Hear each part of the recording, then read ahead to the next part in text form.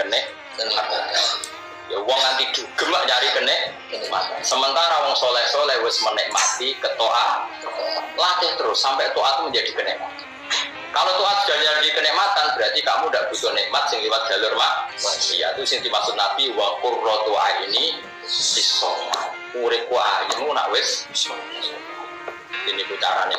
Soal kita pernah maca yo begini pernah wae itu kebutuhan.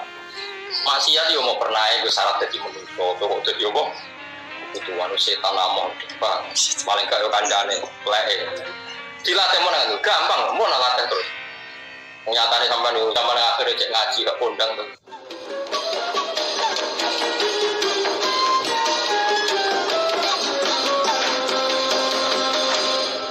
Yang terkenal sampai napal kan ja'al haqqu wa zaqal batil. Barang hak itu datang wa zaqal lan ilang apa al batil barang apa batil. Kalau terangno ya.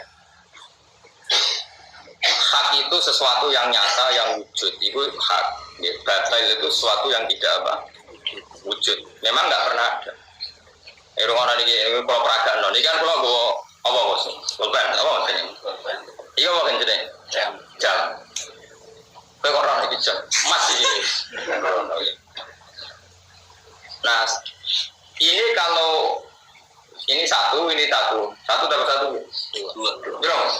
Biasanya itu kan matematika ya. Yakin dua. Satu tambah satu 4 itu mungkin enggak? Dan 1 ditambah 4 adalah sesuatu yang tidak pernah ada dan tidak pernah kembali ada. Memang dari awal enggak pernah. Bodoh. Ketuhanane Yesus nah bermula memang enggak pernah. Lho nak wonge sing yakin barang batil ono, sing yakin nak Yesus pangeran ono, sing yakin nak Lata Uzza pangeran ono, tapi barangnya enggak. Kamu suka ganteng ono ta, Ben? Ini. Ono dari kok. Enggak lagi ora ganteng. Dari luar ora ganteng. Wong saleh kok dendam. Sebule Mustafa iso dendam. Gayane kok saleh. Gayane elek ra sih kok. Wis padha elek ya. Tau padha kan. Nah ini ayat favorit saya. Jadi saya itu belum pernah menakriri atau menafsiri Quran sebanyak ayat ini. Saya hafal ayat yang sejenis ini itu mungkin sampai 20 ayat. Itu saya setiap ngajar di sarang, di kajian, di studi tak ulang-ulang. Makanya kamu yang optimis terhadap kebenaran Islam. Karena batil itu tidak pernah ada. Kenyataan kalau Yesus Tuhan itu tidak pernah ada. Kenyataan kalau Lata Uzza Tuhan tidak pernah. Begitu juga kenyataan yang kamu khayalkan itu ada juga nggak pernah. Misalnya negara ini dapat rezeki min Allah, diatur oleh Allah al-mudabbir. Allah itu yang ngatur rezeki. Kalau Allah yang sudah ngatur rezeki, Allah yang paling kuat, Allah yang ngatur semuanya. Semua yang ada di dunia itu mau variasi. Ayo gantung no kesejahteraan negara, bergantung presiden itu tahu ketemu nanti. Obat ya paham. Wis pokoknya dunia gak ada pengeran. Soal milah ya milah sesuai istihad. Sebenarnya orang sesuai order paham ya sesuai istihad. Tapi kita tetap yakin al-mudabbir Allah, ar-razzaq Allah, al-fatir Allah. Sehingga yang lain itu variasi. Kayak kalau nanti sampean ngaji kalau kan juga ada. Tapi aku yakin al-hadi yang memberi hidayah itu Allah. Sehingga saya tidak perlu mau luhur. Jika jadi wong ini kabeh sing gerano. Ya sudah seperti itu. Nah, terus lalu ada orang mengatakan begini. Dunia makmur itu mas, sumber pangannya ada. Misalnya sumber pangan ono terus gempa doko. Mulai dari Bang Ghazali nak nyontono luwe elek. Kowe nak ngeloni wong ayu kowe nak. Terus misalnya wong ayu kok ngeloni itu sono gempa. Artinya omongan wong harus yang bener, berarti kan kalau omongan bener gini, ngeloni wong ayu enak, saat itu gak ono gempa, saat itu gak merengut, saat itu. Tapi nyatanya wong kan mau ngomong ngeloni wong ayu enak, padahal syaratnya, kowe iso ngeloni enak pas sampai gempa, kowe iso ngeloni enak pas ngamuk. Nah, semua yang dikatakan manusia itu berpotensi tidak valid karena ngomongnya sepotong Dan yang bisa gitu hanya Allah Subhanahu. Sebab itu hakikat yang kita pilih adalah barang batil semua, kecuali sesuai pilihannya Allah Subhanahu.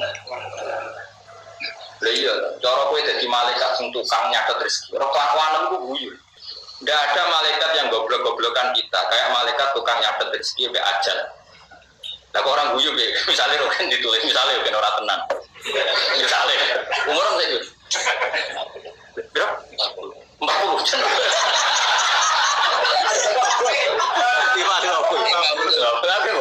Lima dua khusus dong. Masa ada bodoh nih bodoh. Berapa? Orang dendam juga. Misalnya Mustafa itu mulai 40 tahun mergawe keras untuk hari tua. Ini bayangannya hari tua itu umur 70. Tak balen malah. Mustafa itu mergawe tenan umur 40, asumsine kayak wong kota-kota itu. Asumsine ibu hari tua umur pinten? 70. Berarti mergawe untuk berapa umur? 30 tahun. Terus malaikat bagian ajal ngerti, apa mati sesuk. Malaikat rezeki ya ngerti, wah aku sesuk pensiun, saya kan sesuk mati. Terus kamu dua niat mergawe untuk masa depan, kira-kira diguyu gak? Bocah kok goblok ngono, mati. Iya kira-kira. Cara aku jadi tugas malaikat paling seneng malaikat bagian rezeki, ben iso ngenyek. Betapa bodohnya kita. Betapa bodohnya. Golek rezeki sing kowe ora bakal nanti hari tua. Betul ngene. Wah.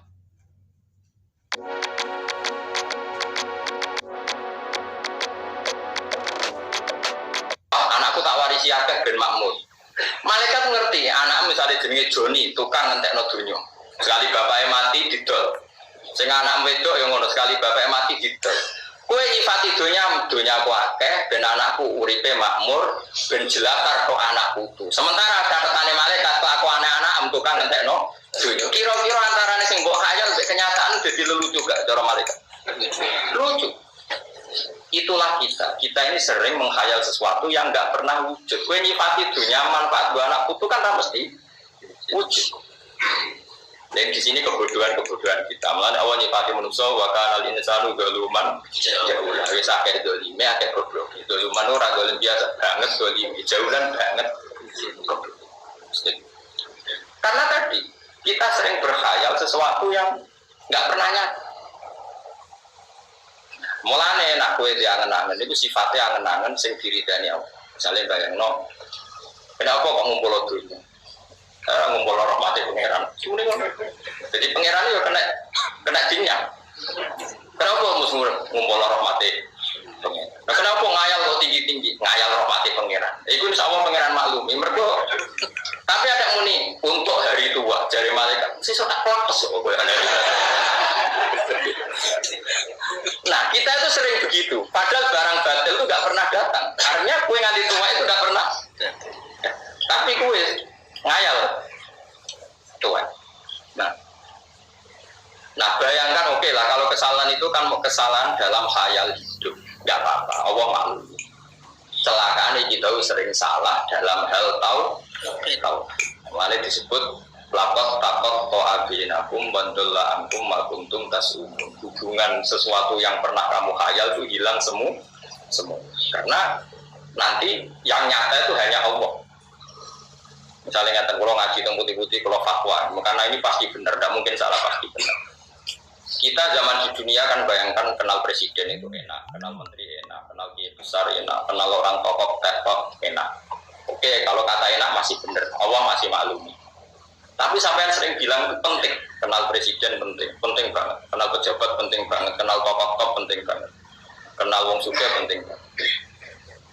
Dan kamu tidak pernah keterucut bilang sujud itu penting. Nanti setelah kamu di akhirat dipertontonkan, ternyata amal kamu yang masih hanya satu, yaitu sujud.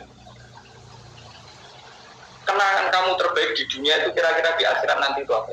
Hanya sujud. Nggak ada malaikat keteror. Wah ini temannya Pak Presiden, harus kita hormati. Mana ada malaikat takut? Wah ini temannya besar, harus kita hormati. Orang iso malaikat buat teror. Tapi nak wong sing tahu sujud itu pangeran iso apa? Malaikat iso keteror. ini pernah sujud. Laki Allah wa huwa sajid. Ini ketemu Allah dengan status orang yang sujud. Wah itu malaikat mikir tenang. Ketika Allah mengumumkan, wa abdi lakiyani wa huwa sajid. Ini hambaku dan bertemu saya dalam keadaan sujud. Tidak harus sujud fisik dia, hatinya orientasinya sujud. Bahkan dia nyari rezeki supaya bisa sujud. Didik anaknya dikasih uang supaya mau sujud. Didik santri supaya sujud. Ini hambaku yang berstatus ibu orientasinya sujud. Wah malaikat gak akan berani. Tak jamin. Karena dia sesuai penting sing disifati Allah. Yaitu paling penting menurut Allah status hamba adalah yang sujud. Wasjud waqtarik. Waqum ma'an sajidin. Wasjud robbaka wa'bud robbaka. Itu status. Nah status ini yang cara Allah penting. Kenangan kita di dunia sujud. Kemana aku ngekei mangan Hasan Biha ya ben sujud. Anak putuku tak didik ya ben sujud. Sampai tak manja masalah finansial ya ben gelem sujud. Bahkan kita makan supaya ben kuat. Kalau kita rentetannya begitu, maka kita berstatus sajid. Orang yang orientasinya. Dan status ini yang penting. Sehingga nanti di akhirat itu dicek. Wa yut'auna ila sujudi fala yastati'un. Orang yang sujudnya ada ikhlas nanti dicek. Ketika kita kenal presiden, kenal menteri, kenal kiai besar, sombong, bangga. Pas sujud biasa-biasa, nanti ditakar sama Allah. Baru dipertontonkan, ternyata sujud itu penting, relasi-relasi itu gak penting. Itu lagi mendingin. Gusti, ternyata penting sujud ya, timbang kroni-kroni. Jadi pengiran seliwat. Di sini kita sering salah memilih barang yang benar-benar hak dengan barang-barang yang mau gawanane laibun. Saya itu pernah, ini kisah nyata yang pada diri saya. Saya itu pernah kenal seorang profesor, dia akrab sama saya. Itu saya pulang, itu nyari kiai desa sehingga ada yang peduli. Terus di hati saya, ya Allah, jika saya bangga karena kenal tokoh dunia, ini supaya jadi kafarat. Saya kenal gus-gus besar di Sarang, di Lirboyo, di mana-mana saya kenal gus-gus besar. Tapi saya juga kenal kiai-kiai cilik, termasuk Perbani Mustafa. Supaya saya tidak sombong, saya kenal gus-gus besar itu sombong, kenal gus-gus gede. Dan kalau itu iya, saya berdosa. Tapi nak kenal Mustafa kan nggak mungkin saya sombong. Nak kangelan nih, paham? Terus TV anak, terus modelnya yang ngelo lah, pokoknya hasilnya. Lah itu insya Allah gajarannya gede. Ini penting tak ajarkan supaya kamu tahu mana sih yang jadi ridhani Allah. Kita ini sudah kesuwen, kejebak dari kepentingan dunia. Makanya saya percaya, nak Rasulullah itu nabi tenan, tambah tua tambah percaya. Nabi orang nabi tenan dia. Nak nyifati sujud itu ngendikan begini, sama siapa hadisnya. Wa hatta takuna sajdatul wahidatu khairan minad dunya wa ma fiha. Sehingga nanti satu sujud lebih baik dibanding dunia dan isinya. Coba misalnya Anda tidak pernah sujud, kenal presiden, kenal Donald Trump, kenal relasi seluruh dunia. Kemudian kemana saja kamu pakai pesawat jet pribadi, kemana saja disambut bak seorang raja. Kemudian Anda mati, pakai status apa coba kamu ketemu pengiran. Tapi kalau kamu pernah sujud di dunia, itu jauh harapan di sepuro pengiran, karena pernah berstatus sebagai hamba, yaitu pernah apa? Jika Nabi nyifati sujud itu khairan minad dunya wa ma fiha. Nabi pernah mengatakan, kamu harus sholat kalau bisa sholat sebelum sholat subuh. Fadilahnya sholat sebelum subuh itu lebih baik dibanding dunia dan isinya. Itu nak uang koyok kue mesti rapaham, tak jamin rapaham. Maksudnya iya. Ya iman tapi rapaham. Biasanya kita paham, no maksudnya Nabi. Kue kenal Ruki, kenal Mustafa, itu orang gunane. Tapi nak sujud itu orang gunane. Sampai dengan akhirat jadi itu yang lebih apik dibanding dunia saya isi. Ojo kok terus aku nak wis sholat sedurunge subuh terus dua kapitalis. Nah, kowe nek wis ngono iku matilah. Niku wis insyaallah kuswar. Lane kan aku malaikat bacaan ayat iki. Kula nanti ngaji malam kuwi. Aku seneng. Sayyidina Umar juga gitu karena beliau adalah sahabat dekatnya Rasulullah. Dia persis kanjeng Nabi. Tentu ya dengan kualitas yang berbeda. Pertama Sayyidina Umar ditusuk, yang nusuk dia itu orang Majusi, Abu Lulu al-Majusi. Dia seorang budaknya Mughirah, pokoknya orang Majusi, namanya Abu Lulu al-Majusi. Dengerin ini bukti nak Umar itu wali ini pengiran. Ditusuk, itu darahnya keluar. Dia yakin mati. Itu pertama yang ditanyakan unik. Siapa yang membunuh saya? Ghulamul Mughirah al-Majusi. Dia adalah budaknya Mughirah, dia orang Majusi. Langsung bilang apa?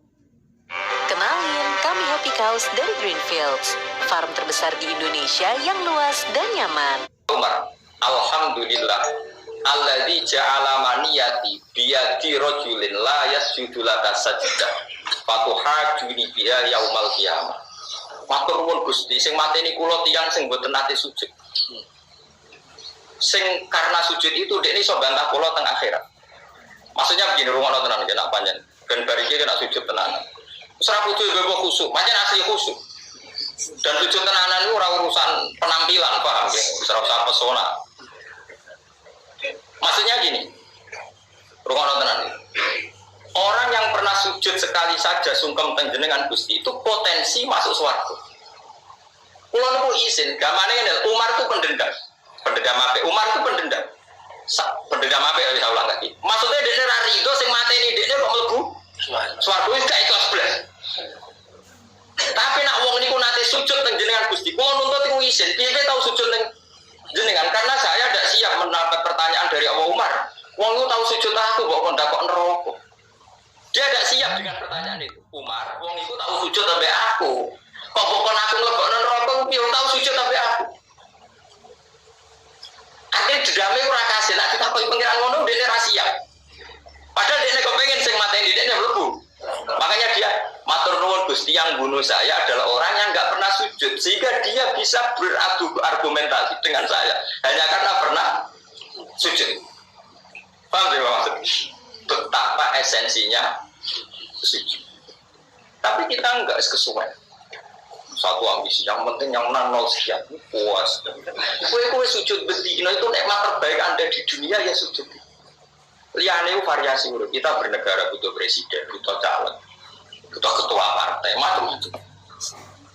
Ketua partai apa wae sing ketangkep, sing ora ketangkep. Itu variasi. Tapi kamu jangan pernah gantungkan negara ini pada itu. Negara ini pernah dijajah Belanda. Ya baik-baik saja karena diurusi pengen. Di CU mau cobain ya baik-baik saja. Dulu ada PKI ya baik-baik saja. Saya mau ono pemuda milenial ya baik-baik saja. Paling banter cobanya anak pang ya baik-baik saja. Entek ning arepe pengiran inadari ka alam wahi. Yes. Kowe iki tak dhewe ora duwe iman. Apa al-mudabbir ar-rusak. Nak maca asmaul husna do nangis. Tapi cek iman makhluk. Ayo saiki sing mudabbir apa manusa? Allah ar-razzaq Allah ta manusa. Wes bener iman. Wes yakin.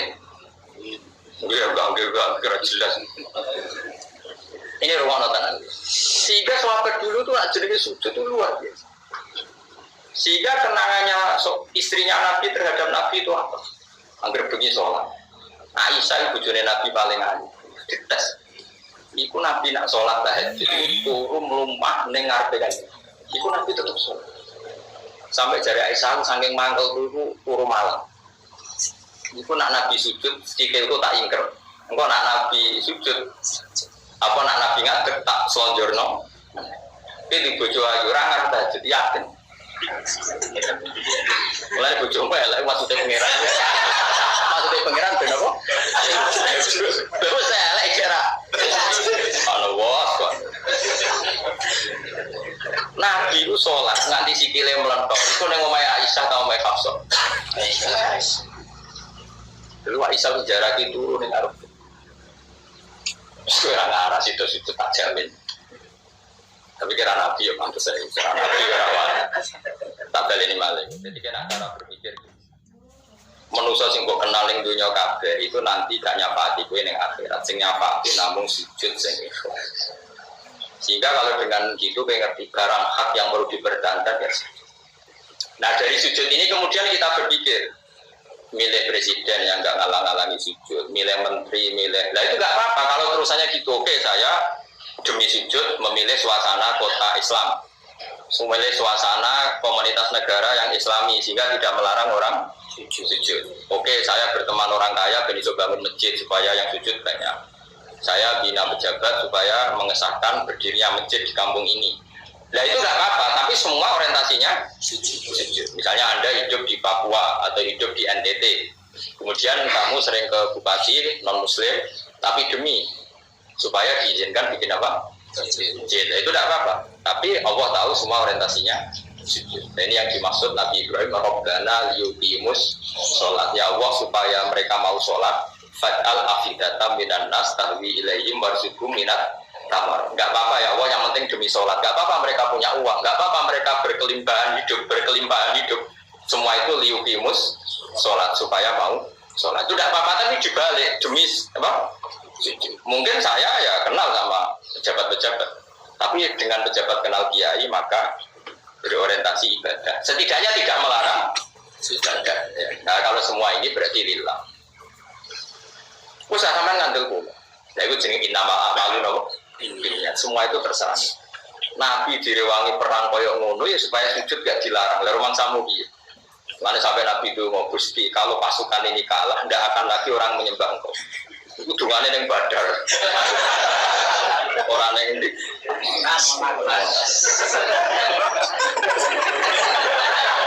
Repot. Sampai orang kayak sepuluh masa saya kafir Quraisy. Repot. Nah ini saya cerita saja. Pulau tenang, pulau itu sering jamu bojo kulo. Nganti tani. Gara-gara saya itu terlalu hormat sama anak dimanja, sama terlalu hormat. Saya bilang gitu, aku orang darani ku anak, sopen sen terus sujudku ya anak, aku sopen mati. Jadi aku dulu anak itu penerus sujudku, penerus rumah sama aku dulu anak kayak wong, sopen aku wong rumah tangga, bangun aku PKI langsung. Nah aku wong kapitalistik, dulu anak sopen aku tua sing rumah tiku anak, sopen aku nak tua sing rumah kudu. Iku wong fasik yo mikire ngono. Lah kita gunane apa dadi wong alim nak utak kaya utek wong fasik. Mestine delok anak iki sing terusno sujud, iki sing terusno kalimat tauhid, iki sing terusno tradisi mondokku. Mulane Nabi Ibrahim darani Abdul Anbiya mergo dekne iku urip mau cita-citane sitok wa ja'alaha kalimatam baqiyatan fi aqibi. Ibrahim adalah orang sing sukses dadekno kalimat thayyibah fi aqibi ing dalam anak tuh. Jadi roh Ismail pelayon ini terus no tauhidku, roh Ishak pelayon. Orang kayak kue, wah ini terus no pabrik. Sejarah anak pelayon ini terus no goblok kue.